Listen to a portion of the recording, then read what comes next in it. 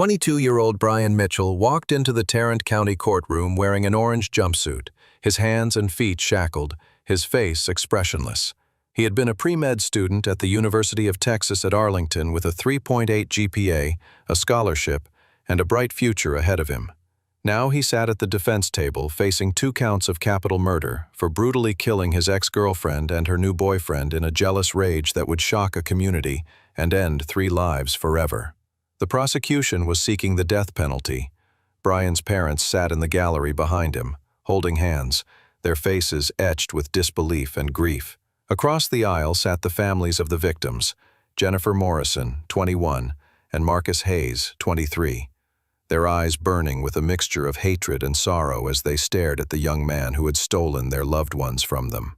If you're watching this video, please take a moment to hit that subscribe button and let us know in the comments where you're listening from. Your support helps us continue bringing these important stories to light. The story of how a promising college student became a cold-blooded killer began months before the murders, in the fall semester of 2022, when Brian Mitchell first met Jennifer Morrison in an introduction to biology class at the University of Texas at Arlington. They were both pre-med students, both ambitious, both driven by the dream of becoming doctors and helping people. Brian approached Jennifer after class one September afternoon, asking if she wanted to study together for the upcoming exam. She agreed, and what started as a study partnership quickly evolved into something more. By October, they were dating exclusively. Friends described them as the perfect couple, always together on campus, studying in the library, grabbing coffee between classes, attending football games on Saturday afternoons. Brian's roommate, Tyler Chen, would later testify that Brian talked about Jennifer constantly, saying he had finally found someone who understood him, someone who shared his goals and ambitions. Jennifer's roommate, Ashley Rodriguez, echoed similar sentiments, describing how Jennifer would come home from dates with Brian glowing with happiness, talking about their future together. But beneath the surface of this seemingly perfect relationship, cracks were already forming. Brian Mitchell had always been an intense person, driven by perfectionism and a deep-seated need for control.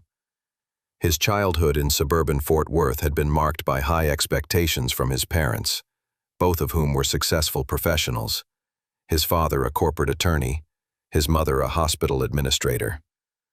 Brian had been pushed to excel from an early age, enrolled in gifted programs, expected to maintain straight A's, groomed for admission to top-tier universities. The pressure had created in Brian a personality that could not tolerate failure or deviation from his plans. He needed things to go a certain way, needed to feel in control of his environment and his relationships. When Jennifer began spending more time with her study group, which included several other pre-med students including Marcus Hayes, Brian felt that control slipping away. Marcus Hayes was everything Brian was not. Where Brian was intense and serious, Marcus was easygoing and charismatic. Where Brian obsessed over grades and rankings, Marcus maintained excellent grades while still finding time to play intramural basketball and volunteer at a local community center. He was tall, athletic, naturally confident in a way that Brian had never been despite all his accomplishments. And when Jennifer mentioned Marcus in passing conversations, Brian noticed the way her eyes lit up, the way she smiled when she talked about him. The first major argument between Brian and Jennifer occurred in early December 2022, during finals week. Brian had noticed that Jennifer was texting more frequently during their study sessions, and when he glanced at her phone, he saw Marcus's name on the screen. He asked who she was texting. She told him it was just a classmate. He asked why she was texting him so much. She said it was about a group project. He didn't believe her. The argument escalated in Jennifer's apartment, with Brian accusing her of lying to him, of having feelings for Marcus, of planning to leave him. Jennifer tried to calm him down, explaining that Marcus was just a friend, that she loved Brian, that he was overreacting. But Brian couldn't let it go. He went through her phone when she went to the bathroom, reading through her text messages with Marcus, finding nothing inappropriate but convincing himself that the friendly tone and the frequency of communication meant something more. Jennifer's roommate Ashley heard the argument from the next room, later testifying that she heard Brian's voice getting louder and more aggressive, heard Jennifer crying and repeatedly asking him to calm down, heard him demand that she stop talking to Marcus. Ashley knocked on the door and asked if everything was okay. Jennifer came out, her eyes red from crying, and told Ashley she was fine. Brian left shortly after, slamming the apartment door hard enough to rattle the walls. Over the Christmas break, when both students returned to their respective homes, Brian became obsessed with the idea that Jennifer was cheating on him or planning to leave him for Marcus. He stalked her social media accounts, analyzing every post, every like, every comment. He created fake accounts to follow Marcus's social media, studying his posts, his photos, looking for any connection to Jennifer. He found nothing concrete, but the obsession grew stronger.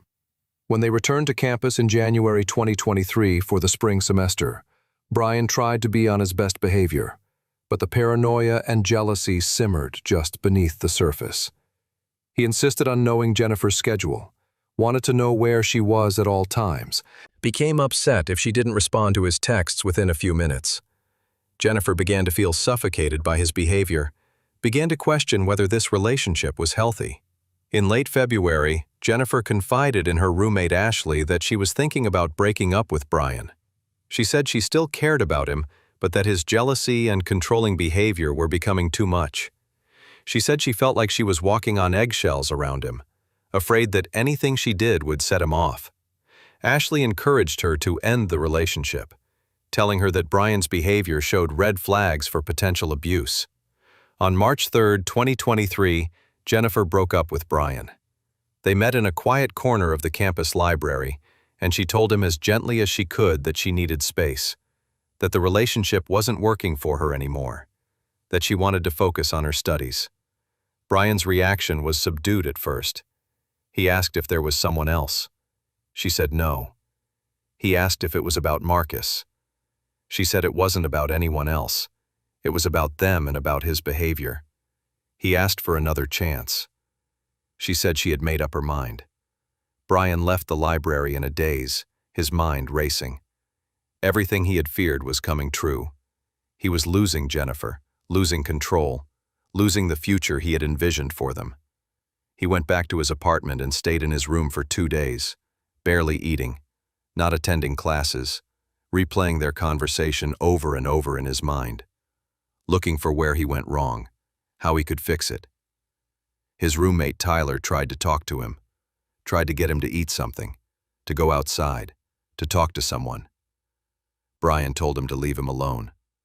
Tyler later testified that Brian seemed like a completely different person during those days, withdrawn, almost catatonic, staring at his phone constantly, presumably waiting for Jennifer to change her mind and text him.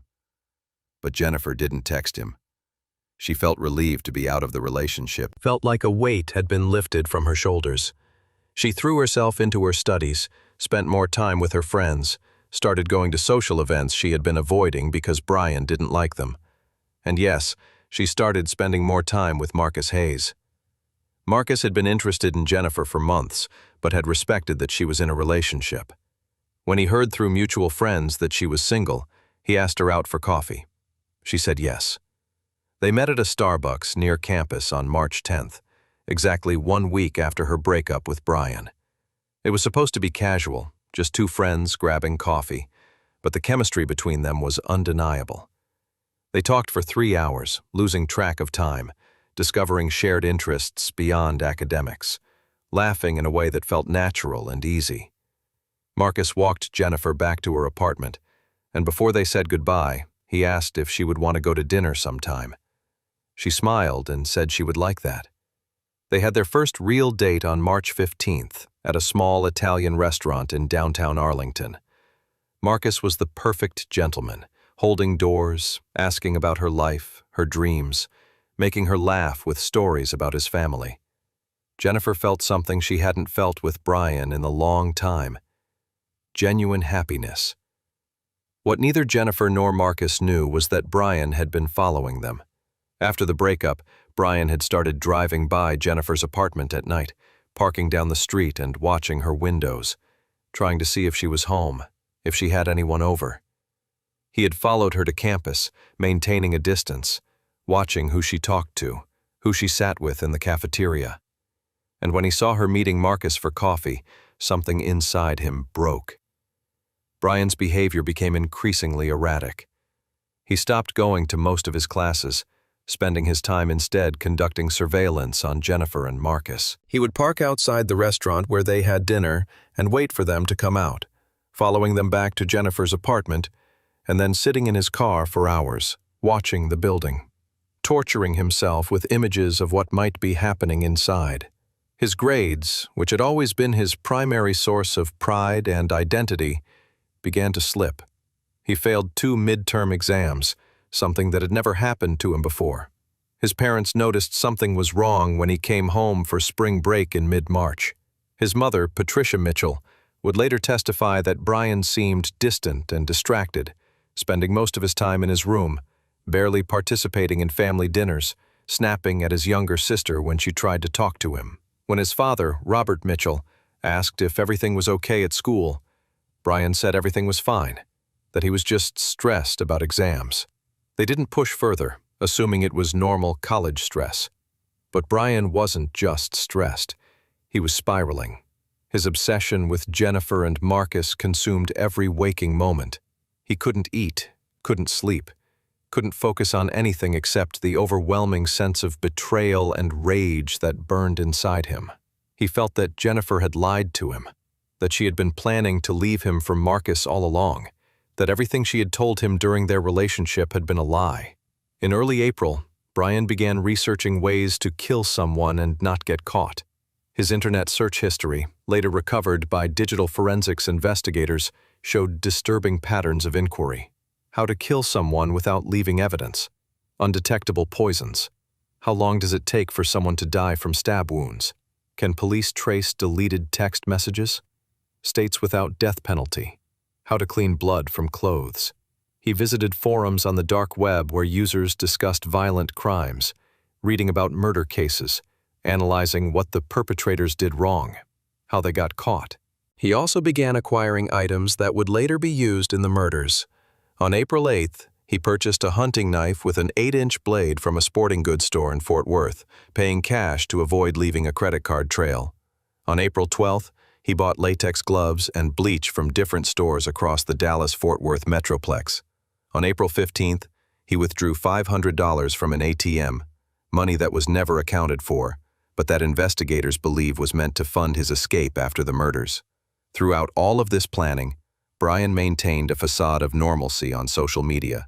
He posted photos of himself studying in the library, shared inspirational quotes about perseverance and success, even posted a photo with his family from spring break with the caption, "Grateful for these people." To anyone looking at his social media profile, Brian Mitchell appeared to be a normal, successful college student. But behind closed doors, Brian was drafting his plan. He studied Jennifer's routine, noting when she was usually home, when her roommate Ashley was at class, when Marcus typically came over. He identified April 24th as the target date, a Tuesday when Ashley had an evening lab that ran until 9 p.m., giving Brian a window of opportunity when Jennifer would be home alone. He planned to confront Jennifer one final time, to demand that she take him back, to make her understand what she had done to him. And if she refused, if she chose Marcus over him, then neither of them would have her. In Brian's mind, the logic was simple and terrifying. If he couldn't have Jennifer, no one would. If she had destroyed his future by leaving him, he would destroy hers. And Marcus, the interloper who had stolen what belonged to Brian, would pay the ultimate price for his interference. On the afternoon of April 24th, 2023, Brian skipped his afternoon classes and prepared for what he knew would change everything. He put the hunting knife in a backpack along with the gloves, a change of clothes, and plastic bags. He wrote a note that he planned to leave at the scene, a rambling explanation of why he had been forced to do what he was about to do, how Jennifer and Marcus had driven him to this point, how their betrayal had left him no choice. He read the note several times, making small edits, wanting it to be perfect. Then he tore it up, realizing that leaving a note would be evidence against him. Better to let people wonder about his motives. At 6:45 p.m., Brian drove to Jennifer's apartment complex on Cooper Street, parking 2 blocks away to avoid having his car seen on any security cameras near the building. He put on a baseball cap pulled low over his face and kept his head down as he walked toward the apartment, hands in his pockets, trying to look casual despite the terror and adrenaline coursing through his body. He knew the security code to Jennifer's building. She had given it to him when they were dating, and she had never thought to change it after the breakup. He entered the code, pulled open the door, and climbed the stairs to the 3rd floor. He stood outside her apartment door for a full minute, his hand raised to knock, his heart pounding so hard he thought it might explode from his chest. This was his last chance to turn back, to walk away, to accept that the relationship was over and move on with his life. But Brian Mitchell didn't walk away. He knocked on the door. He heard footsteps approaching. He heard Jennifer's voice calling out, "Who is it?" He didn't answer. The door opened, the chain still attached, and Jennifer's face appeared in the gap. When she saw Brian, her expression changed from curiosity to concern to fear in the span of a second. "Brian, what are you doing here?" she asked, not opening the door further. "I need to talk to you," he said, trying to keep his voice calm and reasonable. "Please, Jennifer, just give me 5 minutes." "I don't think that's a good idea. You should go." "Please, I just need to understand." "I need closure." Jennifer hesitated. She could see the desperation in his eyes, could hear the pleading in his voice. Despite everything, despite the jealousy and the controlling behavior, she didn't think Brian was dangerous. She thought he was just hurt and needed to hear from her that it was really over. She thought that if she gave him this final conversation, he would finally accept reality and leave her alone. It was the last mistake she would ever make. Jennifer closed the door, unhooked the chain, and opened it again, allowing Brian to step inside. 5 minutes, she said. "Ashley will be home soon." Brian knew that was a lie. Ashley's lab didn't end until 9 p.m., but he didn't correct her. He walked into the apartment, his backpack still on his shoulder, and Jennifer closed the door behind him. They stood in the small living room, an awkward distance between them, Jennifer crossing her arms defensively. "What do you want to talk about, Brian?" "I want to talk about us, about what we had. Brian, we've been through this. We're not getting back together. Because of him, because of Marcus. It's not about Marcus. It's about you and me and the fact that we're not right for each other. That's bullshit and you know it." Brian's voice was rising now, the careful control slipping. "You were with me. You said you loved me. And then he showed up and suddenly I'm not good enough anymore? Brian, you need to leave. This isn't healthy. I'm not leaving until you tell me the truth. Did you cheat on me with him? Were you seeing him while we were still together?" "No, I never cheated on you. I broke up with you and then I started seeing Marcus. That's how it happened." "I don't believe you." "I don't care if you believe me. It's the truth. Now you need to go."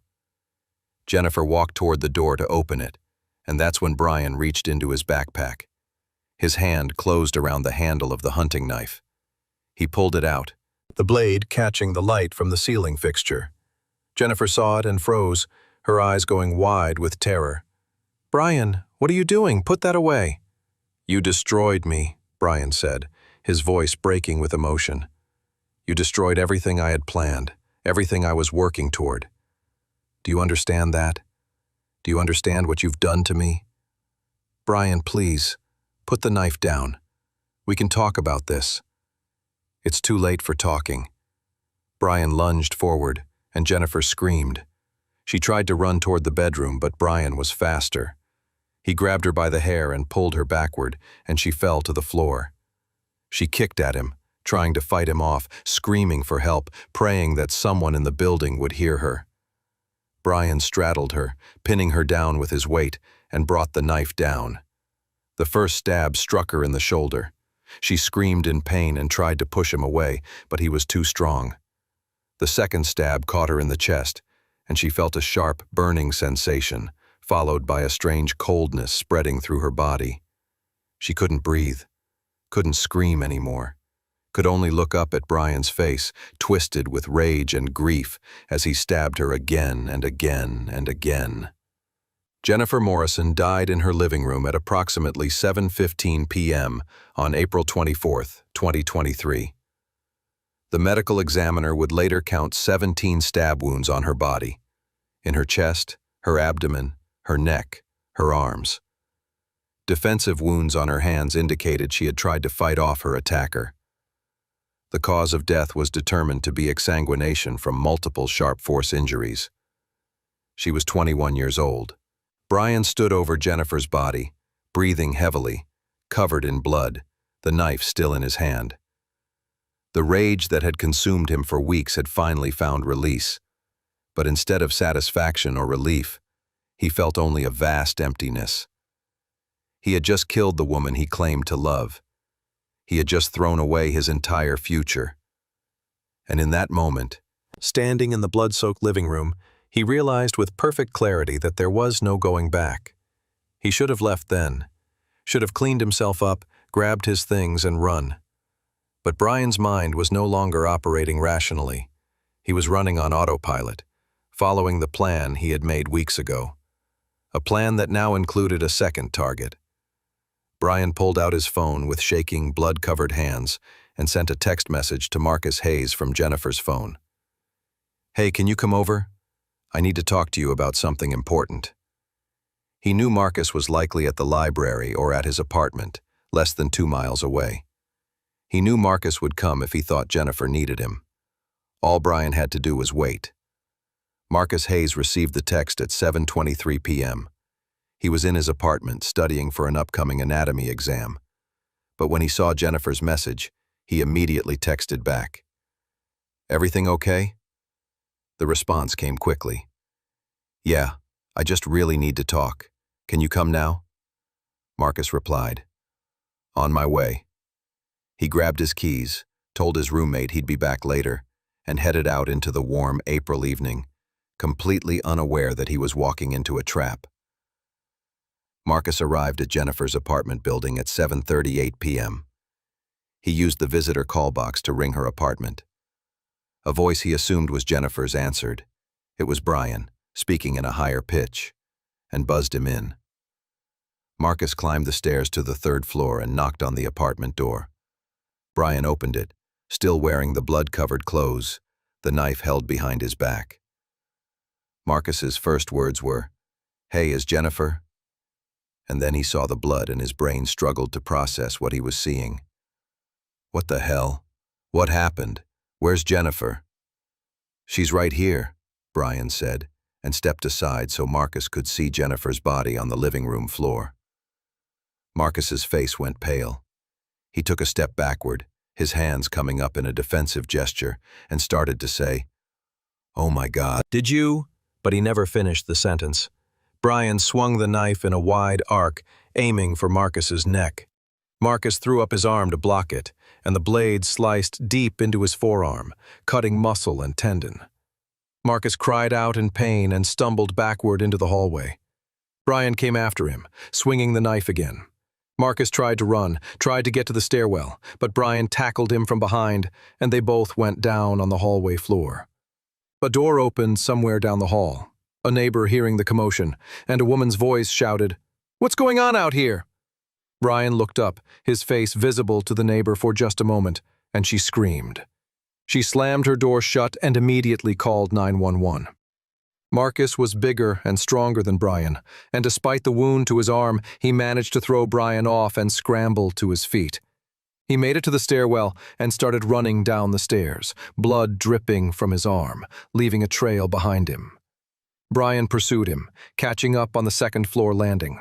They struggled, Marcus trying to fight him off with one hand while his other arm hung useless and bleeding at his side. Brian stabbed him in the side, then again in the back. Marcus fell forward, tumbling down the remaining stairs to the 1st floor. He landed in a heap at the bottom, gasping for breath, trying to crawl toward the exit. Brian walked down the stairs slowly, methodically, the knife dripping blood with each step. He stood over Marcus, looking down at the man who had taken Jennifer from him, and felt nothing but cold satisfaction. "This is your fault," Brian said. "You took her from me."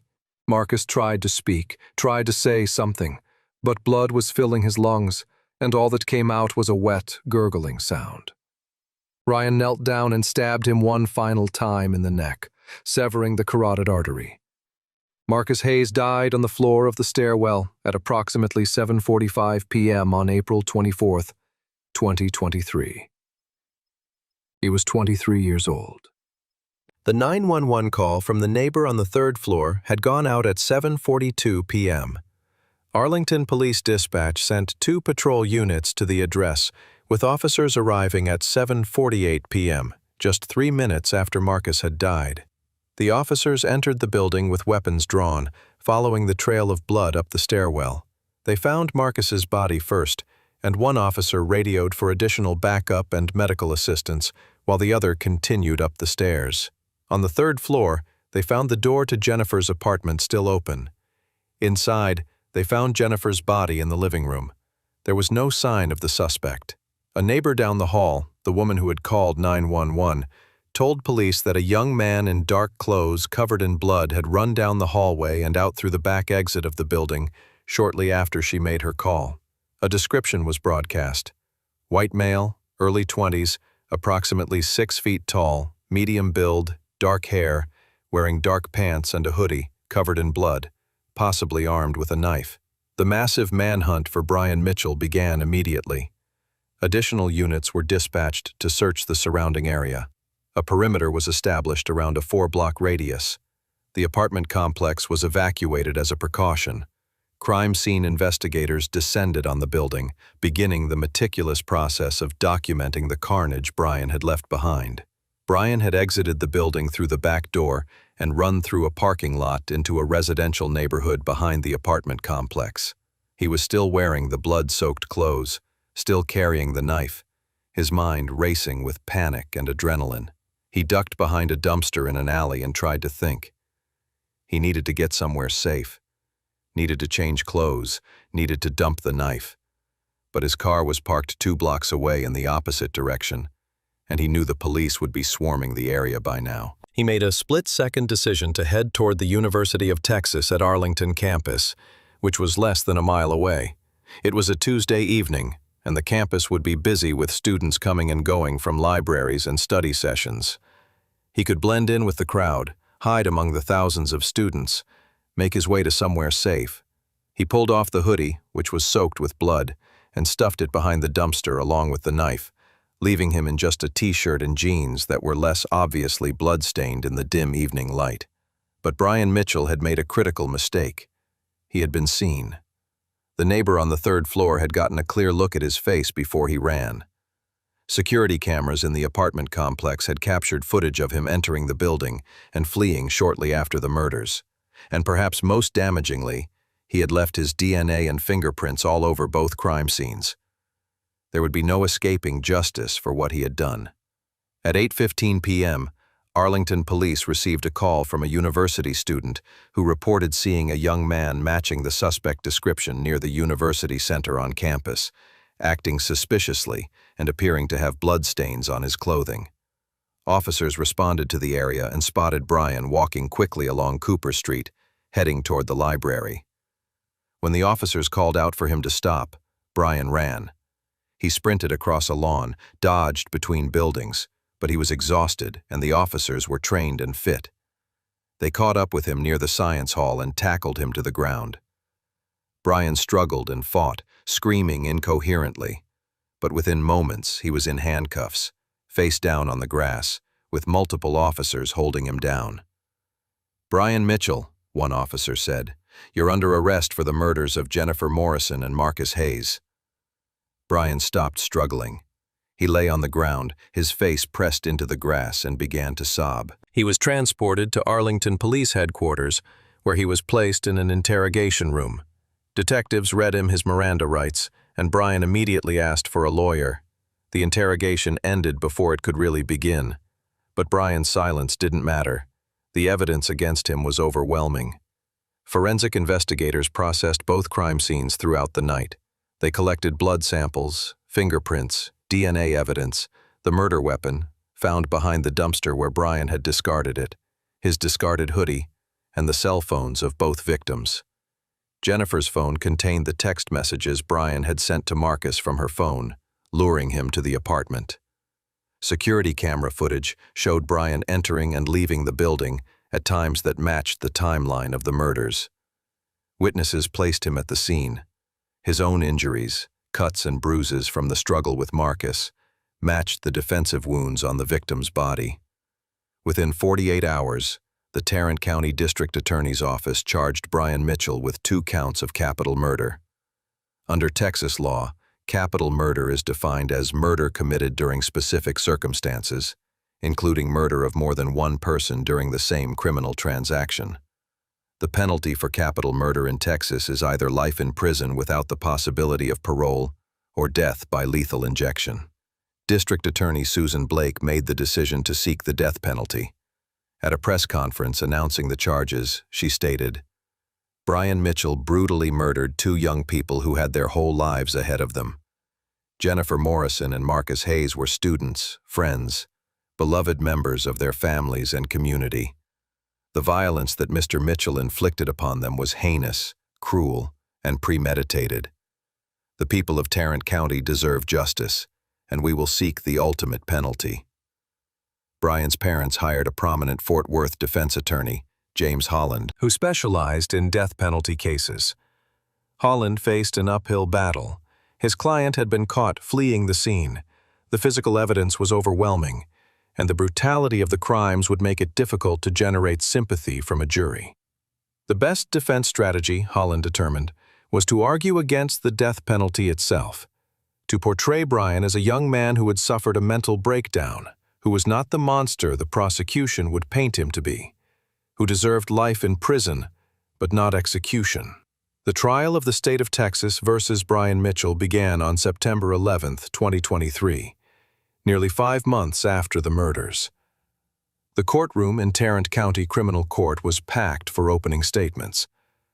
Brian sat at the defense table wearing a suit his parents had brought him, looking thinner and paler than in his college ID photos, a stark transformation from the clean-cut pre-med student he had been just months earlier. His parents sat directly behind him, his mother Patricia dabbing her eyes with a tissue, his father Robert staring straight ahead with a grim expression. On the other side of the courtroom sat the families of Jennifer Morrison and Marcus Hayes. Jennifer's parents, David and Susan Morrison, held hands tightly, their faces masks of grief and rage. Marcus's mother, Angela Hayes, sat with her 2 daughters, Marcus's younger sisters, all of them wearing buttons with Marcus's photo and the words, "Justice for Marcus." The division in the courtroom was palpable. 2 families destroyed by Brian's actions. One family watching their son face potential execution. Prosecutor Michael Torres delivered the opening statement for the state. He was a veteran prosecutor known for his aggressive style and his track record in death penalty cases. He began by describing the victims, showing the jury photos of Jennifer and Marcus alive and happy. Jennifer at her high school graduation, Marcus playing basketball with his younger cousins, both of them at a university event just weeks before their deaths. These were 2 young people full of life, full of promise, full of dreams, Torres told the jury. Jennifer Morrison wanted to be a pediatrician. She volunteered at a children's hospital. She loved her family, loved her friends, and yes, she loved Marcus Hayes. Marcus wanted to be a surgeon. He was a mentor to younger students. He had a scholarship, a bright future. They had their whole lives ahead of them. Torres paused, letting the weight of that statement settle over the courtroom. Then he turned to point at Brian Mitchell. That man took their lives because he couldn't accept that Jennifer Morrison had moved on. He couldn't accept that she had the right to make her own choices about her own life. And so he planned, and he stalked, and he waited for the right moment. And then he murdered them both in cold blood. Torres spent the next hour laying out the prosecution's case in meticulous detail. The history of Brian's obsessive behavior, the internet searches, the premeditation, the timeline of events on April 24th, the physical evidence linking Brian to both murders. He described the brutality of the attacks, the number of stab wounds, the fact that Brian had lured Marcus to his death using Jennifer's phone. This was not a crime of passion, Torres told the jury. This was not a momentary loss of control. This was calculated, premeditated murder. Brian Mitchell thought about this for weeks. He planned it. He prepared for it. He executed it. And now, the state of Texas asks you to hold him accountable, to find him guilty of capital murder, and to recommend that he pay the ultimate price for what he has done. Defense attorney James Holland's opening statement took a very different approach. He didn't deny that Brian had killed Jennifer and Marcus. The evidence was too overwhelming to dispute. Instead, he focused on Brian's mental state, his youth, his lack of criminal history. Brian Mitchell is 22 years old, Holland began. When he committed these terrible acts, he was only 21. He had never been in trouble with the law, never had so much as a speeding ticket. He was a straight-A student, a scholarship recipient, a young man who by all accounts was on his way to becoming a doctor, to spending his life helping people. Holland paused, letting that sink in. So what happened? How does someone like that become a murderer? The answer is that Brian Mitchell suffered a complete psychological breakdown. He was experiencing symptoms of severe depression, obsessive-compulsive disorder, and paranoid thinking. He became fixated on his ex-girlfriend, convinced himself that she had betrayed him, that his life was falling apart. And in a moment of absolute madness, he committed acts that he can never take back. Holland acknowledged the pain of the victims' families, but argued that executing Brian would not bring justice. It would simply add another death to the tragedy. He urged the jury to consider Brian's youth, his mental state, and the possibility of redemption. Brian Mitchell deserves to be punished, Holland concluded. He deserves to spend the rest of his life in prison, but he does not deserve to die. And we will ask you, when the time comes, to spare his life. The trial proceeded over 3 weeks. The prosecution called more than 40 witnesses, police officers who responded to the scene, forensic experts who analyzed the evidence, the medical examiner who performed the autopsies, Jennifer's roommate Ashley Rodriguez who testified about Brian's controlling behavior, Tyler Chen who testified about Brian's obsession after the breakup, the neighbor who saw Brian fleeing the scene, and finally, the families of the victims who delivered emotional victim impact statements. David Morrison, Jennifer's father, took the stand on the 15th day of trial. He was a quiet man, a middle school science teacher who had raised Jennifer as a single father after his wife died of cancer when Jennifer was 12. He spoke in a voice barely above a whisper, frequently pausing to collect himself. "Jennifer was my whole world," he said. "After her mother died, it was just the two of us. She was so brave through that whole experience, so strong. She helped me as much as I helped her. And she grew up to be this amazing young woman, kind, smart, determined. She was going to be a doctor. She was going to help children. She had so much to give to the world." David Morrison's voice broke, and Brian Mitchell took her from me. He took away her future. He took away all the patients she would have helped, all the lives she would have touched. He took away her dreams, and he took away the only family I had left. Angela Hayes, Marcus's mother, testified the following day. She was a nurse at a Dallas hospital, a single mother who had raised Marcus and his 2 younger sisters on her own after their father left when Marcus was 8. She described Marcus as her miracle child, her firstborn, her helper, her rock. "Marcus stepped up when his father left," Angela said. "He helped me raise his sisters. He worked part-time jobs to help pay bills while maintaining straight A's. He was the best big brother, the best son, the best young man I could have asked for. He was going to be a surgeon. He was going to come back to our community and give back, help people who couldn't afford good medical care." Angela looked directly at Brian Mitchell, who sat with his head down, unable to meet her gaze. "You took my son from me," she said, her voice steady but thick with emotion. "You took him from his sisters who looked up to him. You took him from his friends, his community, everyone who loved him. You took a light out of this world. And for what? Because you couldn't handle rejection? Because your ego was hurt?" The courtroom was silent, except for the sound of muffled crying. The defense called fewer witnesses, focusing primarily on mental health experts who testified about Brian's psychological state. Dr. Catherine Reynolds, a forensic psychologist who had evaluated Brian, testified that he showed signs of major depressive disorder, obsessive-compulsive personality disorder, and had experienced a dissociative episode during the murders that impaired his judgment. Under cross-examination, Prosecutor Torres challenged Dr. Reynolds' conclusions. "Dr. Reynolds, the defendant researched how to commit murder for weeks before these killings, correct?" "Yes, that's correct." "He purchased a weapon specifically for this purpose." "Yes." "He waited for a time when Jennifer's roommate would be gone." "Yes." "He lured Marcus to the apartment using Jennifer's phone." "Yes." These all sound like the actions of someone who was thinking very clearly and planning very carefully, don't they, Doctor? Dr. Reynolds hesitated. Planning and premeditation can coexist with mental illness. But they indicate rational thought, do they not? They indicate someone who knew exactly what he was doing and knew it was wrong. To some degree, yes. The testimony that perhaps did the most damage to Brian's case came from his own internet search history. Digital forensic expert Thomas Grant testified about the searches Brian had made in the weeks leading up to the murders. Grant read them aloud to the jury. How to kill someone without leaving evidence. How long does it take someone to die from stab wounds? Can police trace deleted text messages? States without death penalty. Each search term landed like a hammer blow. The jury sat in stunned silence, absorbing the cold, calculated nature of Brian's planning. This was not a spontaneous act of passion. This was premeditated murder, planned and executed with chilling deliberation.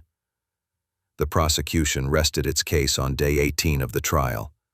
The evidence had been overwhelming. Forensic proof, eyewitness testimony, digital evidence, motive, opportunity, and means, all pointing inescapably to Brian Mitchell as the sole perpetrator of 2 brutal murders.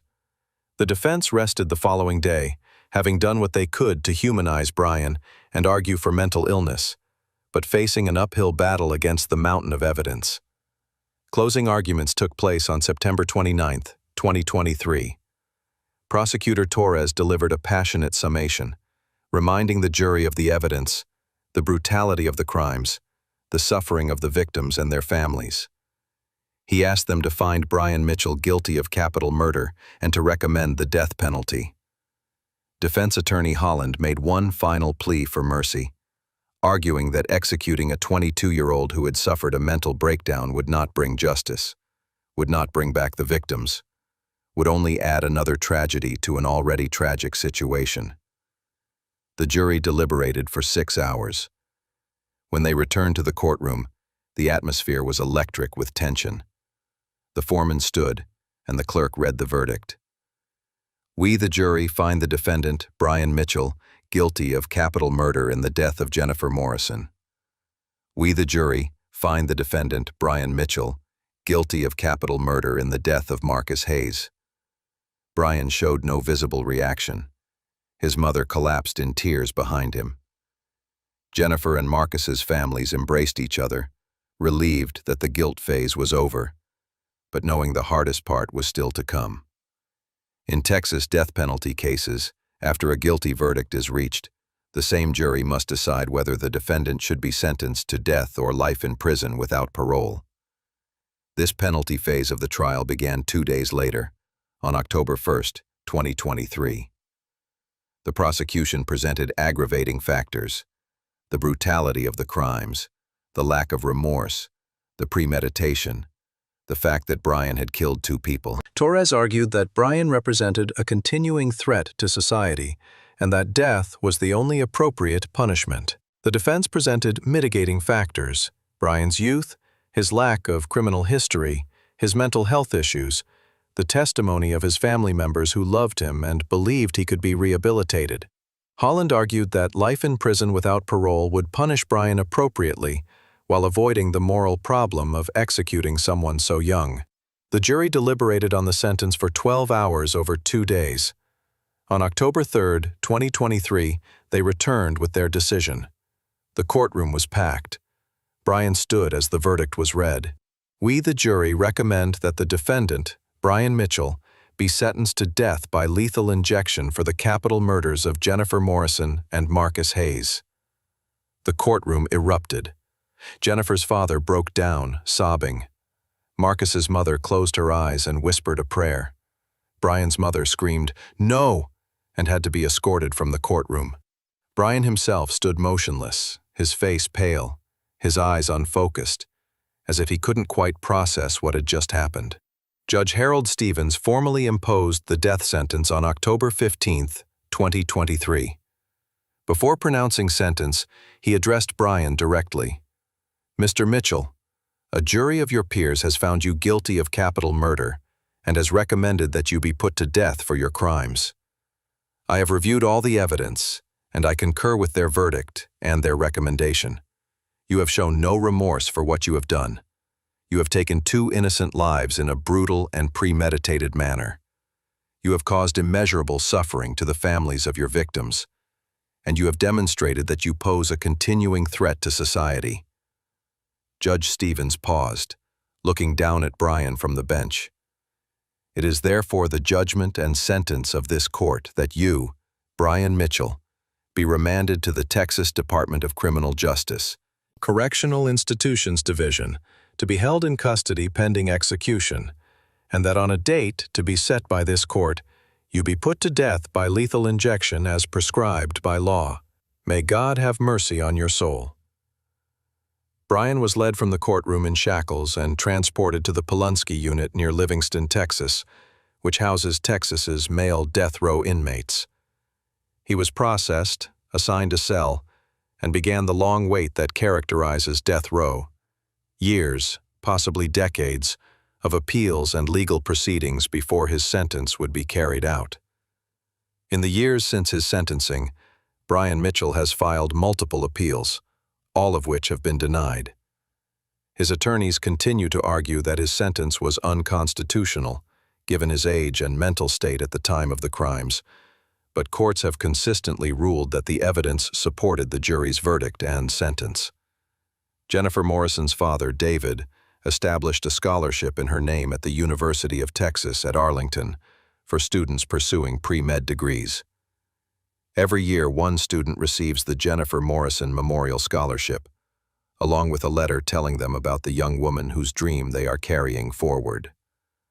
Marcus Hayes' mother, Angela, worked with state legislators to pass a bill strengthening penalties for stalking and domestic violence, citing the warning signs that had been present in Brian's behavior before the murders.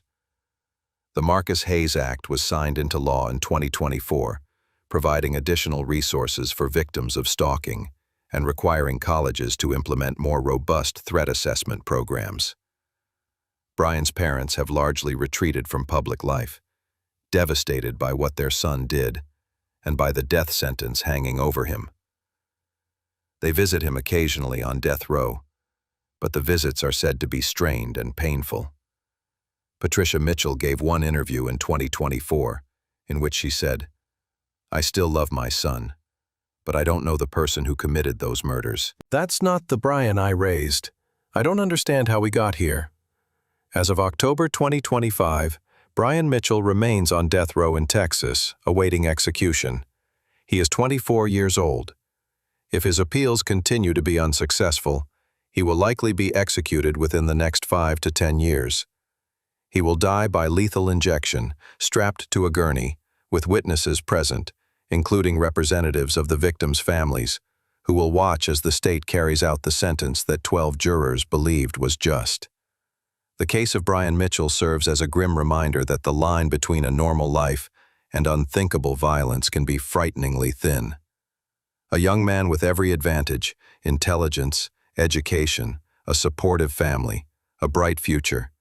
threw it all away because he couldn't accept rejection, couldn't let go of control, couldn't see beyond his own wounded ego to recognize the fundamental humanity and autonomy of the woman he claimed to love. Jennifer Morrison and Marcus Hayes did nothing wrong. They were simply trying to live their lives, to pursue their dreams, to find happiness. They deserved to graduate from college, to become the doctors they had worked so hard to become, to fall in love, to build careers and families, to grow old. Instead, they died terrified and in pain, their futures stolen by someone who convinced himself that if he couldn't have the life he wanted, no one else deserved their life either. Their families carry the weight of that loss every single day. Empty chairs at holiday tables, graduations that will never happen, weddings that will never be celebrated, grandchildren who will never be born. The ripple effects of Brian Mitchell's violence extend far beyond the two people he killed. They touch every person who loved Jennifer and Marcus, every person whose life they would have touched if they had lived. And Brian Mitchell sits in a 6-by-10-foot cell on death row, waiting for his appeals to run out, waiting for the date to be set, waiting for the final walk down the hallway to the execution chamber, waiting for the moment when he will pay the ultimate price for the worst decision of his life. A decision made in jealous rage on an April evening in 2023. A decision that destroyed not 2 lives but countless lives, including his own. Justice has been served, the families say. The legal system worked as it was designed to work. A jury heard the evidence, deliberated carefully, and decided that death was the appropriate punishment for these crimes. But in the quiet moments, in the dark nights when sleep won't come, the families of both the victims and the perpetrator are left with the same questions. How did this happen? How did a promising college student become a murderer? How did 3 young lives end so violently? And perhaps most importantly, could anything have been done to prevent it? The answers remain elusive, lost somewhere in the complex intersection of mental illness, toxic masculinity, obsessive love, and the fundamental human capacity for both great good and terrible evil. What remains is the reality. 2 people dead, 1 on death row, and families on both sides grappling with grief and loss that will never fully heal. The case file remains open until the sentence is carried out. Brian Mitchell versus the state of Texas, a young man who threw away everything for revenge. A criminal justice system that decided he must die for what he did.